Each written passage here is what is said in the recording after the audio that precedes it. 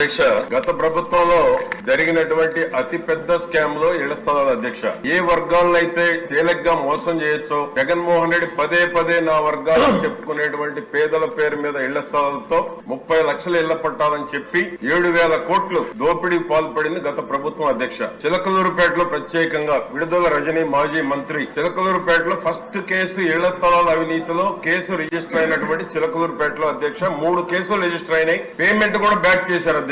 1,20,00,000 ఏదైతే రైతులు కేసు పెట్టారో ఒక్క కేసులో 1,20,00,000 తిరిగి వారికి పిలిచి ఆ కేసు విత్డ్రా చేయించుకోవడం జరిగింది అధ్యక్ష. ఇంకా 2 కేసులు పెండింగ్ లో ఉన్నాయి. ఈ 7,000 కోట్లు జరిగిన అవినీతి దాని మీద వాళ్ళు ఇచ్చినటువంటి నివాసానికి యోగ్యంగా ఉన్నటువంటి ఇళ్ల స్థలాలు పంపిణీ చేశారు అధ్యక్ష.